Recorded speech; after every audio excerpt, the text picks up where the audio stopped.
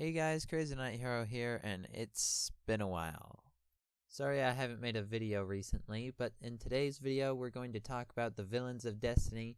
Good ones, bad ones, what makes them good, what makes them bad, things I like about them, things I may dislike about them, and you could agree or disagree, these are just my opinions, but either way, let's get into it. Alright, so what are like the three main things that makes a good Destiny villain? I think number one is just knowing their goals, what they're up to, what they're trying to achieve, and the uniqueness and kind of like cool intentions that some people might have. Instead of, oh, I want to kill you. Why? Because I'm a bad guy. Number two, I think being like how they look, their character, and just how they portray themselves, like their attitudes, just like who they are. And then three would just be gameplay. Did you fight them? Are they a raid boss? Are they just a story mission dude? Just like gameplay. And then there's a lot of other little things that help, but I'm going to mainly talk about those three things. There's things like maybe fear factor, or if they have a personal vendetta like about you or something like that. Or if it ties to anything that, like if they have good build up, that's also really good. Also, if they're just good at their job, that's a big thing too. Okay, so keeping all those things in mind, let's start with like the first villain, I guess, the Black Heart in the garden, the Destiny Vanilla. First of all, it's not really a person, so I don't know if you could consider it a person. It doesn't have intentions, I wouldn't say. Well, the intent was it's like hurting the traveler somehow, but then you kill it and then it's just all better. Whoop-de-doo. That thing really sucks. It gets like a 0. So if the Black Heart gets a 0 out of 10, what does CROTA get? A little apologies in advance. I'm not like super lore oriented and stuff. Like I will talk about story things and things, but I'm no like mail-in games or buy for anything. So if I'm a little simple and simplified with things, then bear with me. If you would rather see something more in depth, I'm sure there's plenty other videos out there. But this is just a general overview of what I think of the villains and just the impression you get from them just kind of playing through the story missions, if that makes sense. Alright, let's talk about CROTA. For some reason, he was like trapped in his throne world or something. Some ritual had to take place for him to actually come into like the physical world with like the crystal and whatnot. You stop it. But CROTA himself, he's really cool. He just looks cool, you know. He's got some fear factor, especially when you play him in the raid and you're like sword bearing for the first time. Just goodness, man. If that slam he does, it's awful. The thing that's a little frustrating about CROTA is you learned more about him after he was already gone. Like he has a dad and then his dad gets mad and stuff since you killed his son and stuff like that. But CROTA himself, his intentions were he kind of sees humanity as just a plague, just like the Hive in general, and he's coming to just clean house, take Earth. They've already got the moon. We let him have it for some reason. I don't know. But, yeah. Also, one thing that's really cool, but also just like, why is the Ascendant realms of the Hive, like their throne worlds and things, are kind of connected a little bit to like the Vex. So CROTA was like just lollygagging around one day, like messing around with portals or whatever they do, and he is responsible for the fact that the Hive are in our solar system, that they kind of found us and that like the Vex are around. He is responsible for letting the Vex into like our situation. He accidentally opens some sort of portal, the Vex comes spilling out. So yeah, CROTA is actually to blame for the Hive, well, for the Vex and all their nonsense.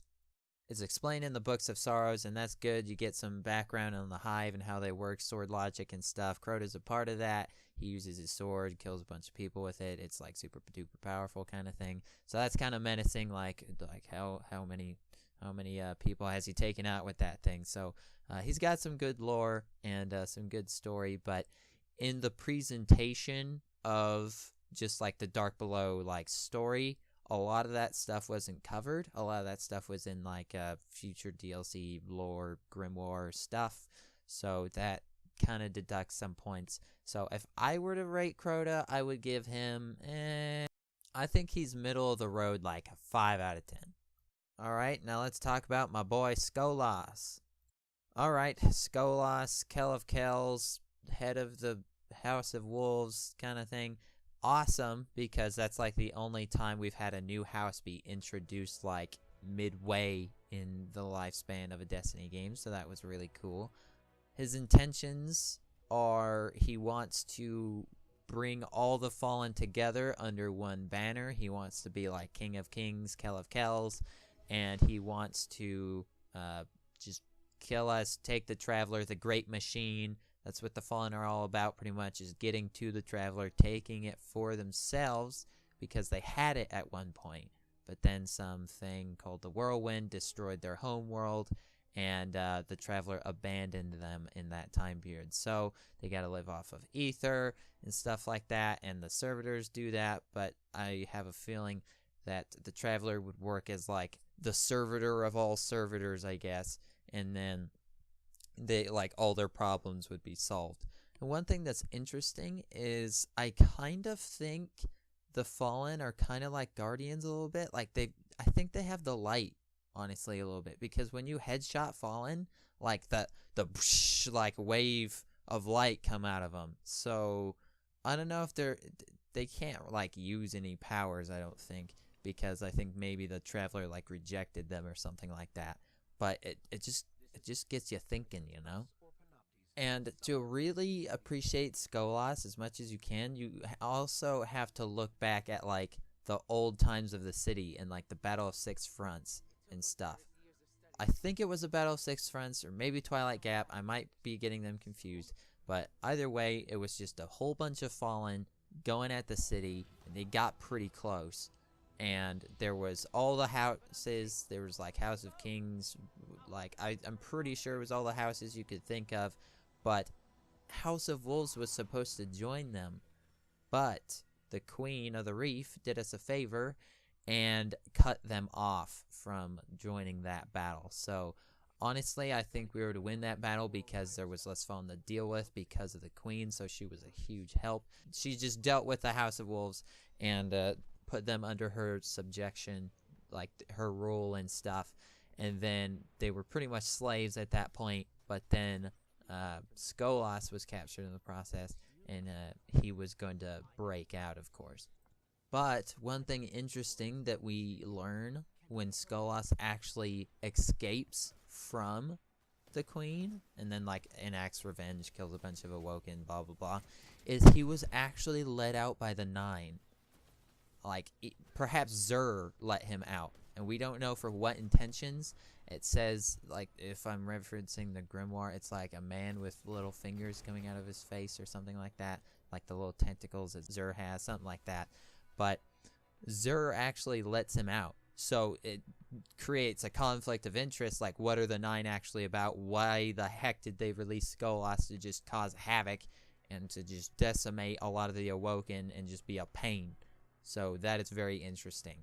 So then you know SKOLAS' obvious intention of like trying to bring the houses together and to come and kill us and stuff like that. But then you might think to yourself, what like role or what could he also be accomplishing that the Nine would favor? Also, one of my favorite things about SKOLAS is he talks. He doesn't speak English, but a lot of times ORYX translates for him. And that is just awesome. It is awesome and just good to have a villain that speaks so you can know who they are, what their intentions are, and heck, if he taunts you or just says something like that, then heck, you get mad at them back, like, you're going down, man. And what, I know I'm talking about SKOLAS a lot, but he's cool. He gets desperate and starts stealing Vex technology. Like, that is unheard of. That is awesome. You see Fallen teleporting like Vex do, like, it's crazy. Like, the House of Wolves will stand forever through time, he says at one point. That, just, man, a lot of problems could have came from this guy, like, a lot. Then we capture him. ORYX throws him in the prison. We fight him again, which was odd. But man, his boss fight sucks. I hate the mechanics of it, the stupid poison trading, the you have to dismantle mines to please ORYX after you've already killed the dude, and if you messed up the poison, then you wipe, and it's terrible. So some points gotta be deducted for that, but just goodness me. I like SKOLAS better than I do CROTA, so I'm gonna give SKOLAS a 7. There we go.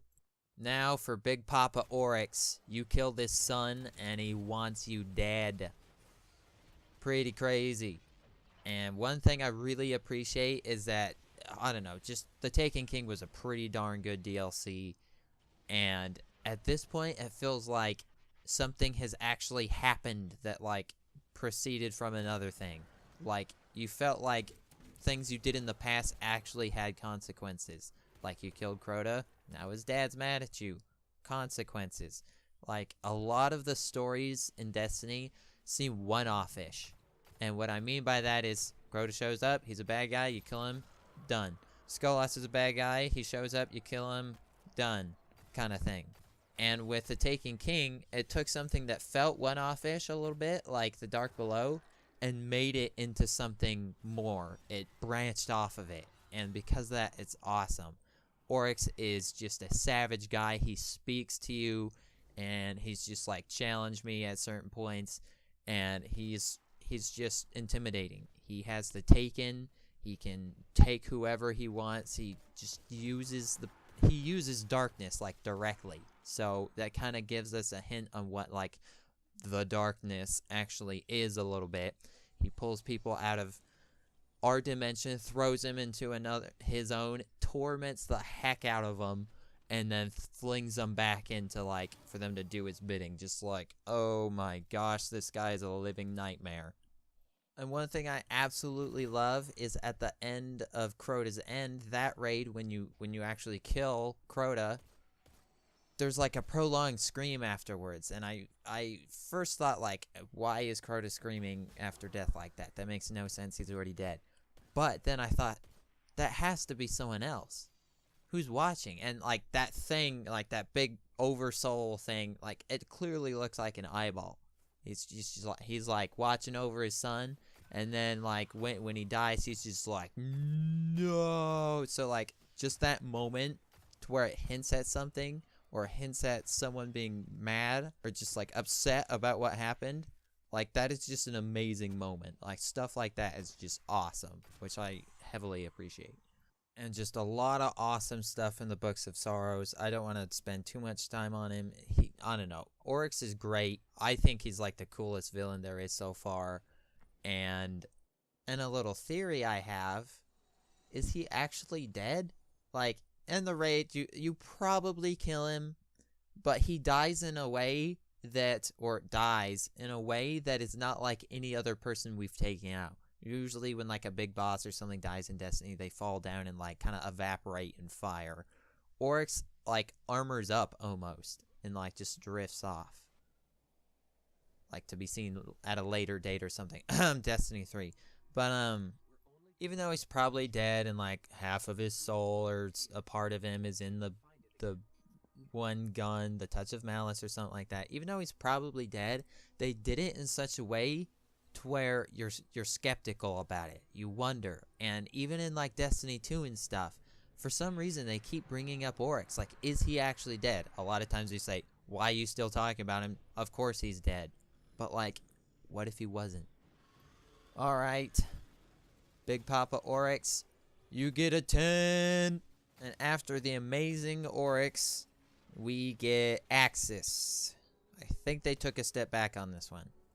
The problem with AKSIS is he had no build-up at all, and he was competing with, like, a sub-villain, which was just Siva itself, but Siva isn't inherently evil. Siva just does what it's told to do. And Rasputin comes along, and he's the one that, like, tells Siva to, like, kill the Iron Lords and stuff like that. So, is Rasputin a villain? Because, I don't know, he does good stuff at the same time.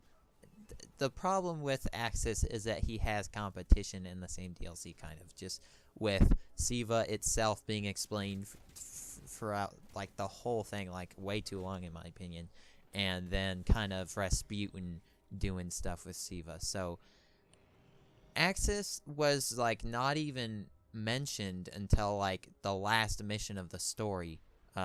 Like, Shiro, he's just like, oh, I've been getting reports that there's some crazy Archon that has taken Siva and he's doing bad stuff with it. And you're like, okay, sweet, that's cool. You assume it's probably a raid boss of sorts, so that was pretty hype. It was kind of interesting that they kept him on the down low. So that was an interesting, different take versus just like broadcasting, this is your bad guy, like through like DLC marketing and stuff. So that was interesting to like find out who like the bad guy was like mid DLC. So that was interesting, but at the same time it makes him just shallower, I guess. And maybe I just don't know that much about AKSIS, but essentially AKSIS just took the Siva they already had, went down into a perfection chamber, and just like cyborged like everybody out. They perfected themselves in their opinion. They're like, you know what, we don't need the Traveler anymore. This Siva, that's all we need. Just broadcast Siva. Siva's the best. And they augmented themselves, becoming just crazy, weird cyborg, crazy space pirate people. And it does look really cool. And he does look really cool. But at the same time, he's like a giant spider, so that's a little cheesy. I don't know. And his intentions, I'm assuming, are just like, look at me, I'm super powerful, I have Siva, I'm going to kill Guardians because they killed Fallen, and that's what we do. We kill stuff, steal their stuff, whatever. I don't know. It doesn't really get explained, at least not that I've come across. But let me tell ya, he had an awesome raid. That's my favorite raid. The AKSIS fight, just AKSIS Phase 1, AKSIS Phase 2. It's just so much fun. I really love that raid because a lot of people get a relic to play around with. Like, pretty much everyone in the fire team gets a relic. And it's really fun. And if you're good at it, it's really easy to, like, pick up where another team member's, like, dropping the ball. And it's, like, really MLG. You're able to solo AKSIS, so that's really cool. I never did it. It's a lot harder than soloing CROTA, which I did. But so, in my opinion, pretty much the only redeeming factor about AKSIS being a good villain is that he had a great boss fight. Just an awesome boss fight. So, sadly, I think I'm going to give AKSIS, like, a 4. Wow, this video's long. And after AKSIS, we get Gary. Let's talk about Gary. Okay, I'm sorry. It's GHAUL. I don't know why Bungie jokes about themselves so much. It's kind of annoying at this point. Oh my gosh. First thing I feel, this guy got way too much build up. They're like, oh my gosh, yeah, Destiny 2, it's gonna have real storytelling, and this guy, like, he's responsible for it. GHAUL, man. GHAUL, GHAUL, GHAUL. Like, I don't know. I kind of got sick of it. But at the same time, it's still justified because he takes out the tower. And in terms of fear factor, yeah, he does look a little scary. But it's like he's kind of wearing white. I don't know, white isn't the scariest color? I don't know. And GHAUL, he does have some pretty interesting backstory. He's just rejected for some reason. Just kicked out. He had to like rise from the ashes. He became a gladiator, just killed his way to the top, I guess. Pretty savage. And throughout all this, he had his mentor, the counselor. What's his name? I'm forgetting. The consul. Jeez, I hate the crap out of that guy.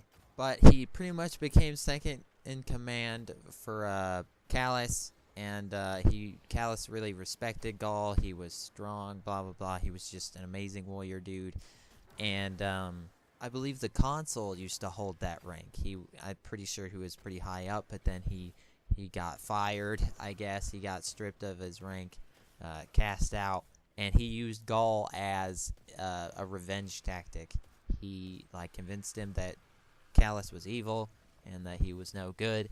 And he pretty much led an attack, GHAUL, with some other people who were fed up, and they took the kingdom in like one night. Just ridiculous story, pretty awesome. And pretty much his intentions overall, like toward us though, was to come get the Traveler, steal it for himself, capture the speaker so he knows how to use it, blah blah blah. Researched it all of his life. He wanted to feel chosen, like he was worth something. And he wanted to pretty much just become a guardian, immortal, endless power. And that's really cool.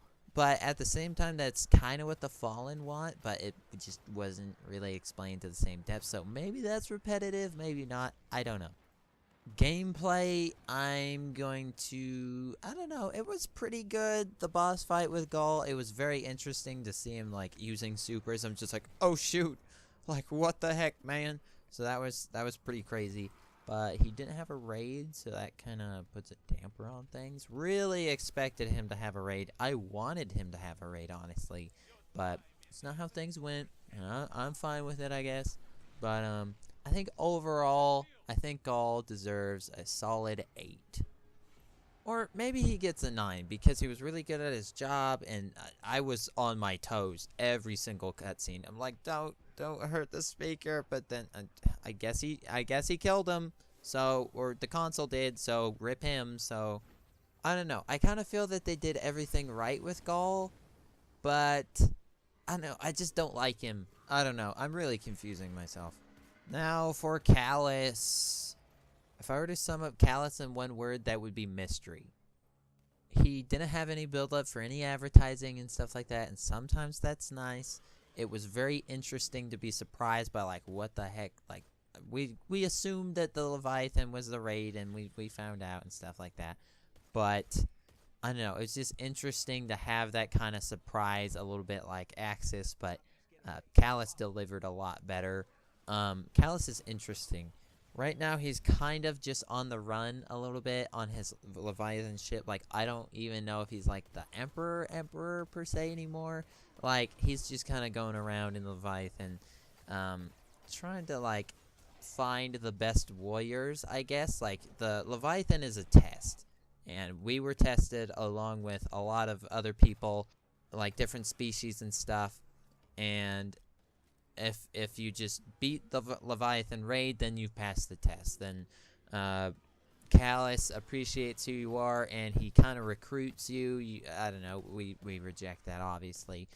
But he also knows something, which is interesting. For some reason, somehow, he knew that the speaker was a liar. I honestly don't think the speaker was a liar because he never said he technically talked to the Traveler. I don't know.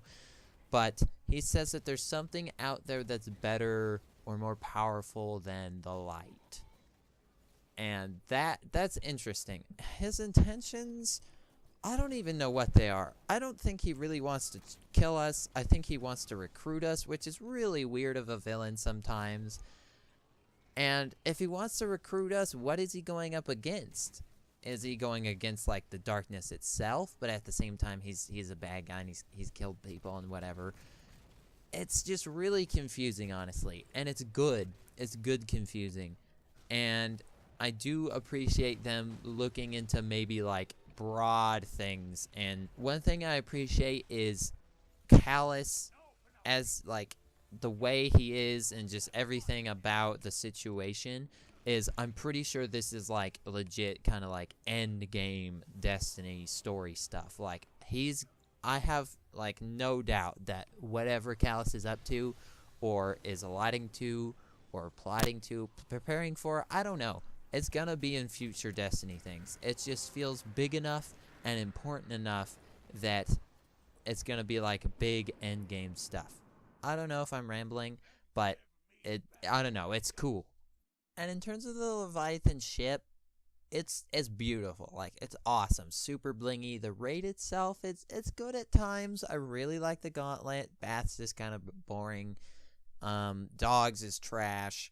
The CALUS fight's okay, but I hate the big head room, like the void room. I don't know.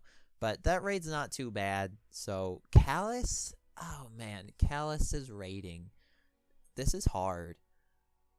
I feel like CALUS has hinted to the most, like, endgame, like, big like, grand overarching story in Destiny, so that is huge. So, maybe a 9. I don't know. But at the same time, you kind of don't know if he's, like, truly a villain, so, okay, wait, but then he eats planets to, like, make wine, so, okay, he's a bad guy. Last but not least, we have PANOPTES. Yay! That was a little weak. Let me try again. PANOPTES! Okay, Panoptes we can cover really fast, really simple. He's trash. Okay, the Vex. Their overarching goal is to just find a timeline where they, like, win, where they're, like, the only thing in the universe. They can survive and live happy amongst themselves, I guess. In the Curse of Osiris storyline, the dark future we're trying to prevent is when that actually happens. We travel to the dark future. The reflection of Osiris shows us the sun goes dark. There's no darkness or light that exists left. So how does... I don't even know how that works, or just that's weird to me. I don't know. Because they had the black heart at one point. I'm pretty sure that's like darkness stuff. And then the stranger says, evil so evil, it despises other evil. So, like, I don't know. Just the Vex aren't associated with the darkness, I guess. Whatever. So the Vex see this possible future, and they want it to happen. They're like, make it happen, Captain. And somehow they don't tell you how or why. Somehow Panoptes is a big part of that. Somehow Panoptes would carry out that future and make that possible. It's an equation they found to make that dark future possible. So, random shenanigans in the Infinite Forest and random story missions later, we find the map to the forest, how we can navigate it, and find Panoptes, because he could be anywhere in time, and we find him. And as soon as we find him, he just steals away Sagira, I guess. That was kind of a big moment. He does look really cool. Panoptes is cool, but when he does take Sagira, it's like a oh crap moment. Like, is he gonna kill this ghost or something? Like, so that was pretty good. But Panoptes doesn't talk. Yeah, you know his motives, but again, you don't even know how that Panoptes would, like, enact this terrible future or anything like that, which is bad. And Vex don't talk, so at the same time, that's very shallow. He's just like, I big robot dude, and that's pretty much it. But at the same time, like, whenever the Vex have talked to us in adventures, it's very cheesy and they sound stupid, so I don't know if him talking would be a good thing either. So then, toward the end of the Curse of Osiris storyline, we find Panoptes, we fight him. He looked really cool. It was interesting how you, like, kind of went in different areas and explored around a little bit. It was very interesting that you fought, like, all the factions, I guess. Like, there some points there were Cabal, some points there were Hive, all of them, whatever. That was pretty cool. But you don't actually fight him. You just kill ads until, like, this animation thing happens. He almost deletes you out of existence, which he, like, pulls a trick out of ORYX's handbook. He, like, almost claps his hands and you die. But Osiris stops that. You hop through a ring, shoot his eyeball, and it's like, it's not, you're not fighting him. You're just fighting ads until and then you just shoot a box pretty much. So that was pretty lackluster and lame, and then he's just gone. But then at the same time, it's like, him being gone is good. Yeah, the Vex don't know an immediate way to cause that dark future that they wanted. They don't know how to do it anymore, which is great. You save the day. Everybody's happy. Sagira doesn't actually die, so that did nothing. But at the same time, it's fine that she didn't die. I didn't want her to die. And then Osiris is like, no, I want to stay in the Infinite Forest, because if the Vex find another equation where this could happen, then I must be there to stop it, kind of thing. Which is fine. It's fine, but just that kind of thing kind of deflates our victory a little bit. Like, you win, you stop the bad thing from happening, but at the same time, the bad thing could happen. We pretty much just delayed it. I don't know. It's hard. I don't know. Panoptes is relatable to AKSIS a little bit. He doesn't have his own raid or anything like that. But they're just both pretty shallow. They both don't talk. You know their motives, but they're really not that interesting. Or, you know more of Panoptes' motives more than AKSIS'. But, I don't know. They're both pretty similar. But I think AKSIS is just cooler, man. Like, he's just better. So I think I'm going to give Panoptes a 2 or like a 1. We'll give him a 2. Why not? So, those are, like, all the main villains of Destiny. just kind of summarize a little bit. I know this is 30 minutes long. What in the world? But I'll timestamp stuff. Of course, you'll see it in the beginning if I do that. But hope you guys have enjoyed this video. If you disagree with me, be respectful about it.